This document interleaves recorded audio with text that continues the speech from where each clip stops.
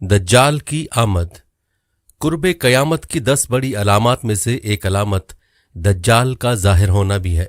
नाज़रीन इकराम, अगर आप इस चैनल पर पहली दफ़ा आए हैं तो सच्ची और सबक आमोज़ कहानियों के लिए चैनल को सब्सक्राइब ज़रूर कीजिएगा। आपकी मोहब्बत का बहुत शुक्रिया।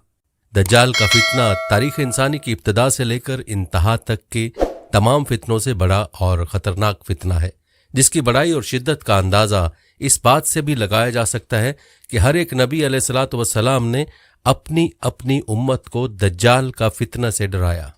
दज्जाल का मायनी है बहुत ज़्यादा झूठा शख्स, क्योंकि दज्जाल भी हक के साथ बातिल को मिलाकर झूठ बोलेगा, इसलिए इसे दज्जाल कहा गया है। ये अव्वलन खुद को मोमिन जाहिर करेगा और लोगों को भलाई की तरफ बुलाएगा, लेकिन फिर नबूवत का और आखिरकार खुदाई का दावा करेगा। मशहूर है कि उसकी असल यहूद से होगी। हकीमुल उम्मत मुफ्ती अहमद यार खान नईमी रहमतुल्लाह अलैह फरमाते हैं, दज्जाल 2 किस्म के हैं, छोटे और बड़े। छोटे दज्जाल बहुत हुए और होंगे। हर झूठा नबी, झूठा मौलवी, सूफी जो लोगों को गुमराह करें वो दज्जाल हैं। बड़ा दज्जाल सिर्फ एक ही है जो दावा खुदाई करेगा। इमाम मोहम्मद बिन अहमद कुर्तबी रहमतुल्लाह अलैह फरमाते हैं, दज्जाल और कुर्ब क़यामत इसके ज़ाहिर होने पर एतकाद रखना बरहक, और यही अहले सुन्नत बिल अमूम फ़िक़्ह कराम और मुहद्दिसीन इज़ाम का मसलक है। मुख्तलिफ अहादीस में दज्जाल का हुलिया बताया गया है। इन तमाम को सामने रखने से दज्जाल का जो हुलिया सामने आता है वो ये है कि दज्जाल एक जवान मर्द होगा, दराज कद और एक आंख से काना होगा, और कानी आंख ऐसी होगी जैसे फूला हुआ अंगूर हो, जबकि इसकी एक आंख खून आलूद होगी। इसका सीना चौड़ा और ज़रा सा अंदर की तरफ धंसा हुआ होगा। दज्जाल की पेशानी चौड़ी होगी और दोनों आंखों के दरमियान काफ फे रे यानी काफिर लिखा हुआ होगा, जिसे हर मुसलमान पढ़ सकेगा, चाहे उसे पढ़ना आता हो या ना आता हो, और इसके बाल घुंघरियाले होंगे। दज्जाल के निकलने से पहले दुनिया की बहुत बुरी हालत होगी, जैसा कि अहादीस मुबारका के मज़ामीन से पता चलता है कि उसके निकलने से 3 साल पहले ही दुनिया में आम कहत फैल जाएगा। पहले साल आसमान 1/3 बारिश और ज़मीन 1/3 पैदावार रोक लेगी।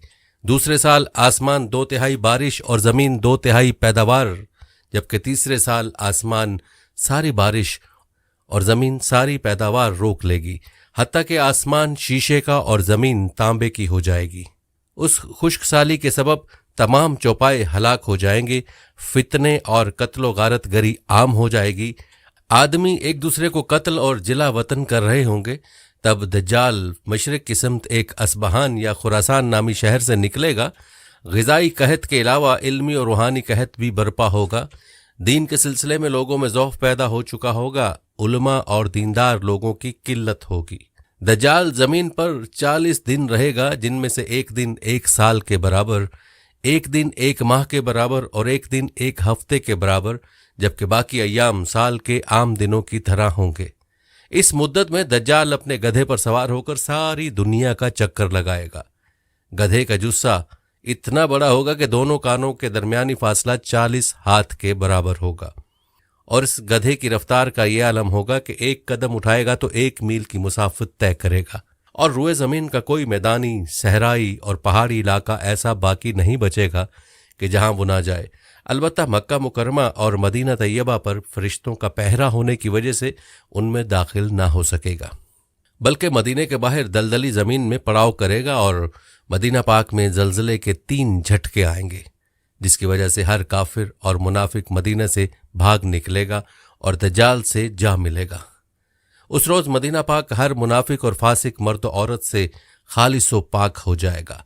इसीलिए उस दिन का नाम योमुल खल्लास भी है, और बाज़ रिवायत के मुताबिक बैतुल मुक़द्दस और कोहतूर पर भी नहीं जा सकेगा। दज्जाल तरह तरह के शौबदों के ज़रिए लोगों का ईमान बर्बाद करने की कोशिश करेगा। हदीस मुबारका में है कि दज्जाल के साथ रोटियों के पहाड़ होंगे। दज्जाल के पैरोकारों के अलावा बाकी लोग सख्त तकलीफ में होंगे। उसके साथ 2 नहरें होंगी, जिनमें से एक को जन्नत और दूसरी को दोज़ख कहेगा। दर हकीकत जिसे वो जन्नत का नाम देगा वो दोज़ख, और जिसे वो दोज़ख का नाम देगा वो जन्नत होगी। उसके कहने पर आसमान से बारिश बरसेगी और लोगों के सामने वो एक शख्स को कत्ल करके फिर जिंदा कर देगा। دجال کے فتنوں کی وجہ سے اہل ایمان سخت پریشانی اور تنگی کے عالم میں بھاگ کر دخان نامی ایک پہاڑ میں پناہ لیے ہوئے ہوں گے، لیکن دجال ان کا پیچھا کر کے پہاڑ کا گھیرا کر لے گا۔ اہل ایمان سخت بھوک اور تکلیف میں مبتلا ہوں گے، تب اللہ پاک حضرت سیدنا عیسیٰ علیہ السلام کو نازل فرمائے گا۔ حضرت سیدنا عیسیٰ علیہ السلام کو دیکھتے ہی دجال ایسے کھلے گا جیسے پانی میں نمک گھلتا ہے، اور آپ علیہ السلام دجال کو مقام لطف پر قتل کریں اور اس کے پیروکاروں میں سے کسی ایک کو بھی زندہ نہ چھوڑیں گے۔ ایک مرتبہ میں سمندر کے سفر پر نکلا، مسافروں کی کل تعداد 30 تھی اور ہم سب ایک کشتی پر سوار تھے۔ ہمارا سفر انتہائی اطمینان کے ساتھ کٹ رہا تھا کہ اچانک ہوا چلنا شروع ہو گئی اور سمندر میں طوفان آ گیا۔ اس شدید ہوا اور طوفانی لہروں کے ہماری کشتی اور سمندر میں موجود دیگر کشتیاں ڈولتی جاتیں۔ کشتی کے مسافر صورتحال سے پریشان ہو گئے اور ہر کوئی اپنے اپنے خداؤں کو پکارنے لگا، کیونکہ کسی کو کچھ سمجھ میں نہیں آ رہا تھا کہ کیا کرے۔ سمندر سے اٹھنے والی لہر ایک سمت کی بجائے ہر طرف سے کشتی کو اپنی لپیٹ میں لے رہی تھی۔ تھک ہار کے ملاح نے بھی چپو چھوڑ دی اور ایک طرف بیٹھ گیا۔ اب ہم میں سے ہر کسی کو یہ یقین ہو چکا تھا کہ ایک موت یقینی ہے۔ سورج غروب ہونے کا تھا اور اس کی روشنی آہستہ آہستہ ختم ہوتی جا رہی تھی۔ شام کا اندھیرا اور منزل کا کوئی پتہ نہیں تھا۔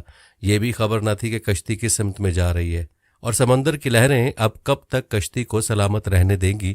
اس خوف و ہراس کی حالت میں رات گزر گئی اور صبح کی ہلکی ہلکی روشنی پھیلنے سے ہر طرف اجالا ہی اجالا ہو گیا۔ کشتی کے رات بھر ہچکولے کھانے کے بعد کسی کو کچھ خبر نہ تھی کہ ہم کہاں پہنچ گئے۔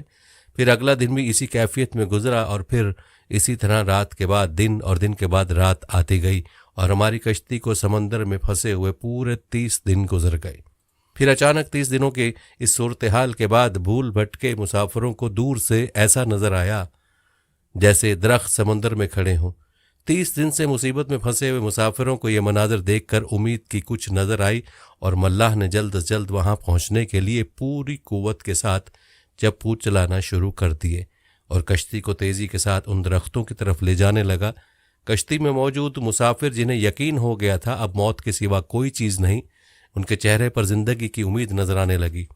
پھر کشتی جوں جوں قریب ہوتی گئی درخت صاف نظر آنے لگے۔ ملاح پوری قوت سے کشتی چلا رہا تھا کہ سورج غروب ہونے سے پہلے پہلے ان درختوں تک پہنچ جائے، تاکہ کہیں ایسا نہ ہو کہ اندھیرا ہو جانے کے باعث ہم اس آخری امید سے بھی ہاتھ دھو بیٹھے۔ پھر کشتی آہستہ آہستہ ان درختوں کی طرف بڑھتی رہی اور جب درخت قریب ہوئے تو سارے مسافروں کو یہ جان کر خوشی ہوئی کہ یہ سمندر میں واقع کوئی جزیرہ ہے۔ ابھی تو سورج مکمل غروب نہیں ہوا تھا کہ کشتی جزیرے کے کنارے پہنچ گئی۔ مسافروں کو اس جزیرے پہ اترے زیادہ دیر نہیں گزری تھی، درختوں کے درمیان میں سے ایک عجیب و غریب جانور نکلا۔ اس جانور کے پورے جسم پر بال تھے اور اس قدر لمبے اور گھنے تھے کہ یہ معلوم ہی نہ ہوتا تھا کہ جانور کا اگلا حصہ کون سا ہے اور پچھلا حصہ کون سا۔ سارے مسافر اس عجیب و غریب جانور کو دیکھ کر حیران و پریشان ہو گئے، کیونکہ ان میں سے کسی نے بھی اس سے پہلے ایسا جانور دیکھا ہی نہ تھا۔ اب اس پراسرار جزیرے کو دیکھ کر سب پریشانی میں مبتلا ہو گئے کہ یہ کیا بلا ہے۔ ایک مسافر نے دوسرے مسافر سے پوچھا کہ یہ کیا چیز ہے۔ جانور نے مسافر کی یہ بات سن لی اور مسافر کے جواب سے پہلے جانور خود بولا، میں جاسوس ہوں۔ جانور کے انسانوں کی طرح گفتگو کرنے سے تمام مسافر مزید پریشان ہو گئے، کیونکہ آج تک انہوں نے کسی جانور کو انسانی زبان میں بولتے نہیں دیکھا تھا، نہ سنا تھا۔ چنانچہ سب یہ سمجھنے لگے کہ ہو نہ ہو یہ کوئی جن ہے اور ہمارے سامنے آ گیا ہے۔ تمہاری جاسوسی کا مقصد کیا ہے اور تم کس کے لیے جاسوسی کرتے ہو؟ ایک مسافر نے ہمت کر کے اس سے پوچھا۔ میں جس کے لیے جاسوسی کرتا ہوں اسے تم سے ملنے کا بے حد شوق ہے، وہ تم سے باتیں کرنا چاہتا ہے، لہٰذا تم میرے ساتھ چلو۔ یہ سن کر تمام مسافر حیران پریشان چپ چاپ اس کے پیچھے ہو لیے۔ وہ عجیب و غریب جانور درختوں کے درمیان راستے سے ہوتا ایک پرانے محل کے سامنے جا کر کھڑا ہوا۔ محل کو چاروں طرف سے بلند و بالا درختوں نے گھیر رکھا تھا۔ مسافروں نے وہاں پہنچ کر پریشان نظروں سے اس کی طرف دیکھا اور پھر جانور کی طرف سوالیہ نظروں سے دیکھنے لگے۔ جانور پھر آگے چلا اور سب مسافروں کو ایک بڑے دروازے سے گزارتے ہوئے محل کے اندر لے گیا۔ محل کے اندر داخل ہوتے ہوئے سب نے دیکھا ایک بہت بڑا شخص زنجیروں میں جکڑا ہوا تھا اور رہائی کے لیے کوشش کر رہا تھا۔ ہم نے اس سے پہلے اتنے بڑے قداور اور اتنے زیادہ رعب والا شخص کبھی نہیں دیکھا تھا۔ ایک مسافر نے ہمت کر کے پوچھا تم کون ہو؟ میں کیا ہوں اور کون ہوں یہ تو تم جان ہی لوگے، پہلے یہ بتاؤ تم کون ہو؟ اس نے سوال کرنے والا مسافر سے پوچھا ہم عرب قبائل لخم اور جذام کے لوگ ہیں، اور ساتھ ہی اس مسافر نے اپنے ساتھ بیتی اور یہاں تک پہنچنے کی ساری داستان بتا دی۔ اس قید میں جکڑے ہوئے شخص نے کہا ذرا مجھے نخلستان بسان کے متعلق تو بتاؤ، اس کے متعلق کیا جاننا چاہتے ہو؟ ایک مسافر نے پوچھا۔ خبردار، ان قریب ان پر پھل لگنا بند ہو جائے گا، وہ قیدی غصیلے انداز میں بولا۔ پھر وہ مسافروں سے مخاطب ہوئے کہنے لگا اچھا قبرستان کے دریاؤں کے متعلق تو بتاؤ۔ مسافروں نے کہا دریا کے متعلق کیا پوچھنا چاہتے ہو؟ وہ بولا اس میں پانی ہے؟ مسافروں نے کہا ہاں اس میں پانی ہے۔ اس نے کہا عنقریب اس کا پانی ختم ہو جائے گا۔ پھر وہ کہنے لگا کہ زغر کے چشمے کے متعلق تو بتاؤ، کیا پوچھنا چاہتے ہو؟ مسافروں نے کہا یہی کہ اس چشمے میں پانی ہے کہ نہیں، اور اگر وہاں پانی ہے تو پھر وہاں کے لوگ چشمے کے پانی سے کھیتی باڑی کرتے ہیں؟ پھر وہ پوچھنے لگا اچھا مجھے یہ بتاؤ کہ امیوں کے نبی محمد کے بارے میں تو بتاؤ۔ مسافروں نے جواب دیا انہوں نے مکہ سے اپنی دعوت کا اعلان کیا اور اب وہ مکہ سے نکل کر یثرب میں موجود ہیں۔ کیا وہ عرب کے لوگوں کے ساتھ کوئی لڑائی لڑے؟ عربوں نے لڑائی میں ان کے ساتھ کیا سلوک کیا؟ قیدی نے پوچھا۔ جواب ملا وہ بہت سے عربوں پر غالب رہے اور بہت سے عربوں نے تو ان کی اطاعت بھی قبول کر لی ہے، اور اب وہ خود کو ان کے تابعداری میں رکھتے ہیں۔ یہ سنتے ہی وہ غصے سے پھنکارا اور زنجیروں کو جھٹکا دیا۔ پھر مسافروں کو مخاطب کر کے بولا میں اب تم کو خود سے متعلق بتاتا ہوں کہ میں دجال ہوں، اور تمہاری باتوں سے معلوم ہوتا ہے کہ مجھے یہاں سے نکلنے کی اجازت ملے گی۔ میں پھر اس جزیرے سے نکلوں گا اور 40 دن میں ساری دنیا گھوموں گا۔ دنیا کی کوئی بستی اور گاؤں ایسا نہیں ہوگا جہاں سے میرا گزر نہ ہو۔ ہاں مکہ اور مدینہ میں جانا میرے بس سے باہر ہے، مجھے وہاں جانے کی اجازت نہیں۔